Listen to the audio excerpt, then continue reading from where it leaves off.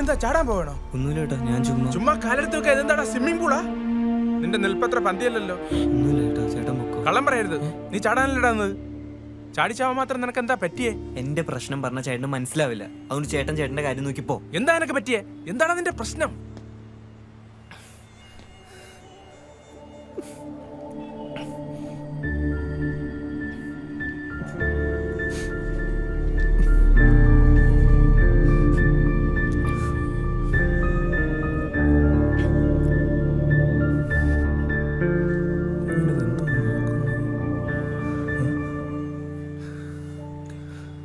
Technically നീ ഇപ്പോൾ ഇതിന്റെ ഫ്ലാഷ് ബാക്ക് പറയാൻ തുടങ്ങിയിരിക്കണം.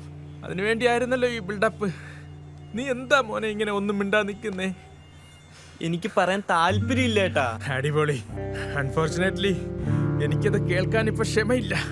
ഉച്ചയ്ക്ക് കൊതിമൂത്തിട്ടൊരു മട്ടൻ ബിരിയാണി വാങ്ങി കഴിച്ചു. എനിക്കിപ്പോൾ അത്യാവശ്യമായിട്ട് ബാത്റൂമിൽ പോയാലേ ശരിയാവത്തുള്ളൂ. പോണതിന് മുമ്പ് ഞാനൊരു കാര്യം പറയാം, അത് നീ ഒന്ന് കേക്ക്. എന്നാ പറഞ്ഞിട്ട് പോ. നിനക്ക് എത്ര വയസ്സായി? 18. എടാ, ഇപ്പോഴാടാ ജീവിതം തുടങ്ങുന്നത്. വീട് വിട്ട് വെളിയിൽ പോയിട്ട് ലോകം കാണുന്ന പ്രായമാണിത്. ഒറ്റയ്ക്ക് അതിൽ പേടി തോന്നിപ്പിക്കുന്ന ധാരാളം വിഷയങ്ങളുണ്ടാവും. പക്ഷെ അതിന്റെ ബ്യൂട്ടി ഒന്ന് വേറെയാടാ. അത് കാണാതെ പൊക്കളയരുത്. അത് ഭയങ്കര അടിപൊളിയാണെന്നൊന്നും ഞാൻ പറയുന്നില്ല. അത് നിന്റെ തലവര പോലെ ഇരിക്കും. പക്ഷെ നീ അത് എക്സ്പീരിയൻസ് ചെയ്യണം. ഫസ്റ്റ് എന്ന് പറഞ്ഞ് കുറെ കാര്യങ്ങൾ നിന്റെ ജീവിതത്തിൽ ഉണ്ടാകും. അതിൽ നല്ലതും കാണും ചീത്തയും കാണും. അതൊക്കെ വന്ന് നീ അനുഭവിച്ചു നോക്ക്. അത്ര എനിക്ക് പറയാനുള്ളൂ. നിന്റെ നിൽപ്പ് കണ്ടിട്ട് അത്ര പന്തി ഒന്നില്ലല്ലോ. എനിക്ക് സമാധാനമായിട്ട് അപ്പിടണം. നീങ്ങ വന്നേ. ഇങ്ങോട്ട്. ഇതിലും മുകളിൽ എന്നോട്ട് ചോദിപ്പിക്കരുത് പ്ലീസ്. ഇങ്ങ് വന്നേ.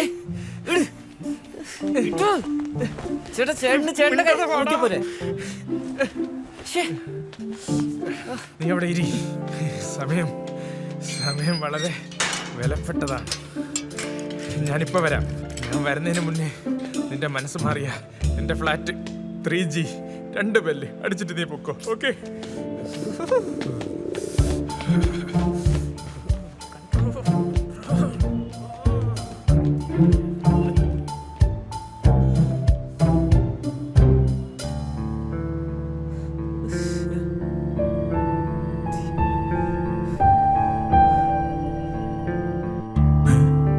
ഇനി ആ ചെറുക്കൻ അവിടെ നിർത്തി ചാടുവോ?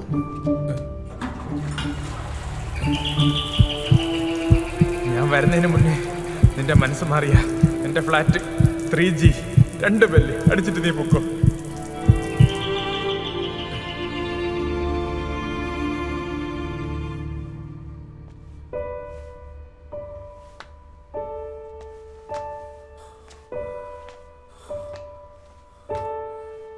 ഹരി, മോനെ. ഹരി,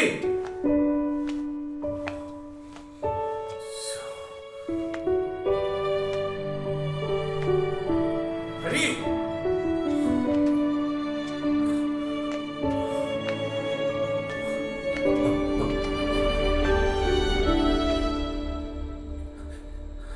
എവിടെ പോയതാ മോനെ?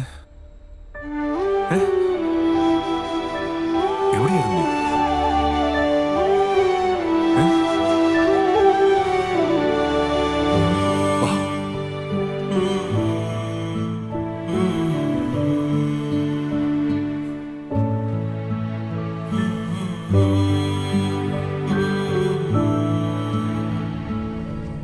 ഹരി എവിടെ വന്നിരുന്നോ?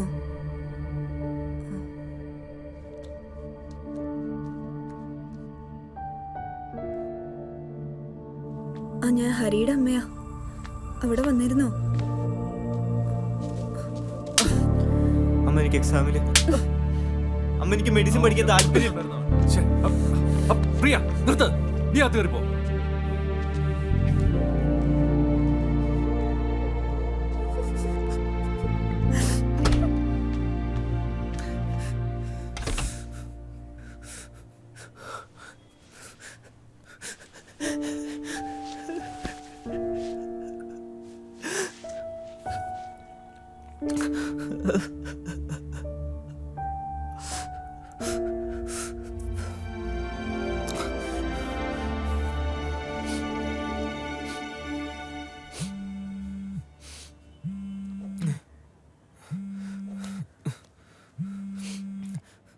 ആ പറ. എവിടെ പോയിരുന്നടാ നീ? അതറിയാനാണോ നീ വിളിച്ചേ? എടാ നിന്നെ കാണാനില്ലെന്ന് പറഞ്ഞ അമ്മ എന്നെ വിളിച്ചു. അമ്മയുടെ കരച്ചിൽ കേട്ട് ഞാൻ പേടിച്ചു. അമ്മയ്ക്ക് കുഴപ്പമൊന്നുമില്ലല്ലോ അളിയ.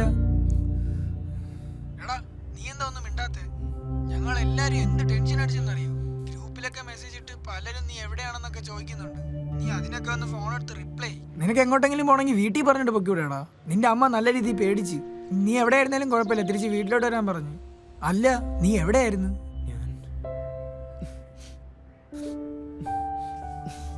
താൻ വിഷമിക്കാതെ, അവൻ തിരിച്ചു വന്നില്ലേ? അവന്റെ നല്ലതിന് വേണ്ടിയിട്ടല്ലേ ഞാൻ ഈ കടുംപിടുത്തൊക്കെ പിടിച്ചത്. എന്നിട്ട് അത് വിട്. അവന്റെ ഇഷ്ടം എന്താണെന്നുള്ളത് നമ്മൾ നേരത്തെ ചോദിക്കണമായിരുന്നു. അവൻ പഠിച്ചത് അവന് വേണ്ടിയിട്ടായിരുന്നില്ലല്ലോ, നമുക്ക് വേണ്ടിയിട്ടായിരുന്നില്ലേ? അത് മനസ്സിലാക്കാൻ നമുക്ക് കഴിഞ്ഞില്ല. കുറച്ചു നേരം അവനെ കാണാണ്ടായപ്പോ എനിക്ക് മരിച്ചാ മതി തോന്നി. എന്തിനാണ്? ഞാൻ അവനോട് മാപ്പ് ചോദിക്കണോ? അതിന്റെ ഒന്നും ആവശ്യമില്ല. അവൻ നമ്മുടെ മോനല്ലേ. പിന്നെ ഓപ്ഷൻസ് നൽകുന്നതിന് പകരം മറ്റുള്ളവർക്ക് വേണ്ടി സെലക്ഷൻസ് നമ്മൾ നടത്തുന്നതാണ് പ്രശ്നം. അത് മക്കൾക്ക് വേണ്ടിയിട്ടാണെങ്കിൽ പോലും. ഇനി ഉപദേശിക്കാൻ നിൽക്കണ്ട. ഈ അഡ്വൈസ് വലിയൊരു ബാധ്യതയാണ്, അത് കൊടുക്കുന്നവർക്കും വാങ്ങുന്നവർക്കും. പിന്നെ ഞാൻ എന്താ ചെയ്യാ? അവനിഷ്ടമുള്ള ഭക്ഷണം ഉണ്ടായി കൊടുക്കുക, അവൻ തണുത്തോളൂ. അമ്മ ആ വാ വാ. അമ്മ നിന്റെ കാര്യം പറഞ്ഞിങ്ങനെ വിഷമിച്ച് നിൽക്കായിരുന്നു. സോറി അമ്മ, എനിക്ക് ആൻറ്റിയുടെ മക്കളെ പോലെ മാർക്ക് മേടിക്കാൻ കഴിഞ്ഞില്ല.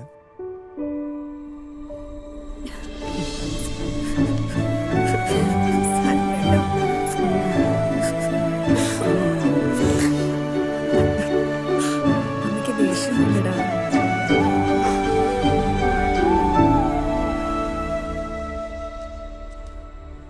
ഇനി ശുഭമുഹൂർത്തം 4:30-5:30.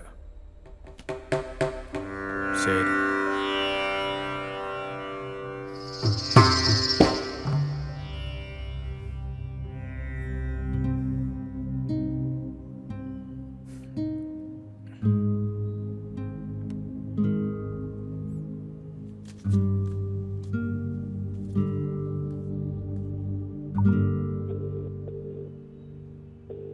The number you have called is busy.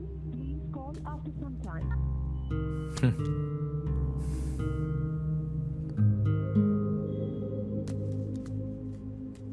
നിന്നെ ഞാൻ ശല്യപ്പെടുത്തിയെങ്കിൽ സോറി. ഇനി എൻ്റെ കോള് നിനക്ക് വരില്ല. ഇത് സത്യം. അമ്മയാണ് സത്യം.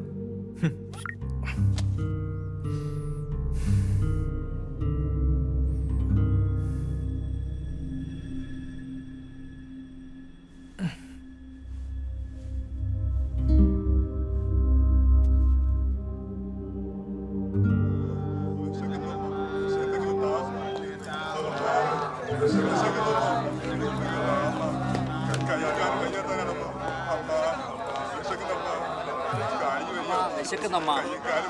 ആ അമ്മ, ഹലോ അമ്മ. അമ്മ, അമ്മയുടെ മകൻ വന്നിരിക്കുന്നമ്മ. അമ്മ വിശക്കുന്നമ്മ. എത്ര നമ്പറായി? 3-ാമത്തെ നമ്പറായി. ഞാൻ നേരത്തെ വന്നതാ. അമ്മ വിശക്കുന്നമ്മ, അമ്മ വിശക്കുന്നമ്മ, അമ്മ വിശക്ക്.